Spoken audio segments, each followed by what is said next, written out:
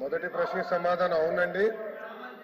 రెండో మూడో ప్రశ్నకి సమాధానం మెగా డిఎస్సి నోటిఫికేషన్ త్వరలో జారీ చేస్తా అధ్యక్ష ప్రతిపక్ష పార్టీకి చెందిన నాయకులకి ఇక్కడ ఓపిక లేదు కనుక ఒక విషయం చాలా స్పష్టంగా చెప్పదలుచుకుని, ఎందుకంటే నిరుద్యోగ యువకులందరూ ఆశతో మమ్మల్ని చూస్తున్నారు.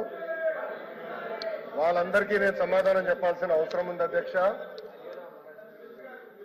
నిరుద్యోగం మీద ఆయన మాట్లాడుతున్నారు. కూర్చోండి, మీరు కూర్చొని వినండి. డిఎస్సి విషయం నేను చెప్తున్నాను, మీరు ప్రశ్న సమాధానం చెప్తున్నారు. 1 మినిట్ సార్. ఇప్పుడు మీరు ఏదైతే నిరుద్యోగుల గురించి అడుగుతున్నారో దాని మీద కన్సర్న్ మినిస్టర్ గారు మాట్లాడుతుంటే మీరు కూర్చుని వినాలి కదా. వినాలి కదా అన్నాను. ఇప్పుడు మీకు ఏం కావాలి? కాదండి, అదే విషయం చెప్తున్నారు.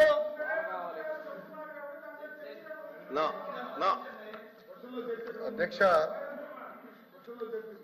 డిఎస్సి అనేది మీరు ఒక్కసారిగా చూస్తే గత ప్రభుత్వం ఒక్కసారి కూడా 5 సంవత్సరాల్లో ఒక్క డిఎస్సి కూడా వేయలేదు. ఎందుకు వేయలేదో వాళ్ళు సమాధానం చెప్పాలి అధ్యక్ష.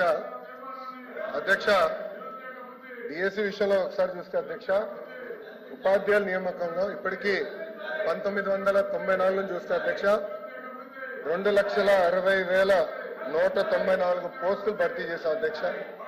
దాంట్లో అధ్యక్ష తెలుగుదేశం పార్టీ అధికారంలో ఉన్నప్పుడు 1,80,272 పోస్టులు భర్తీ చేస్తాం జరిగింది అధ్యక్ష. అంటే 70% టీచర్ పోస్టుల నియామకం ఒక తెలుగుదేశం పార్టీ హయాంలో జరిగిందని గౌరవ సభ్యులు ముందర తెలుసుకోవాల్సిన అవసరం ఉంది అధ్యక్ష.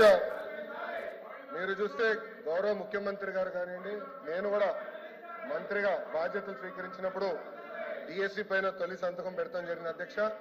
దాంట్లో భాగంగా 2/7/24కి టెట్ నిర్వహిస్తాం జరిగింది. 4,27,000 మంది అప్లై చేశారు.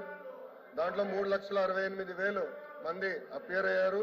1,87,000 మంది క్వాలిఫై అయ్యారు అధ్యక్ష. మీరు చూస్తే 3/10/24 నుంచి 21/10/24 వరకు టెట్ కూడా పూర్తి చేస్తాం జరిగింది అధ్యక్ష.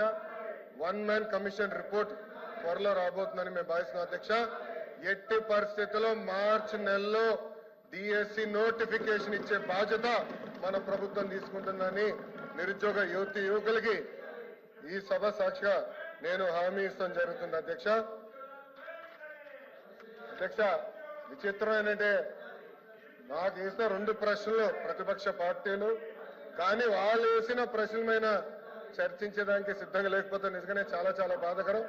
ఇప్పుడన్నా వాస్తవాలు తెలుసుకోవాలని గౌరవ సభ్యులను కోరుతున్నా అధ్యక్ష.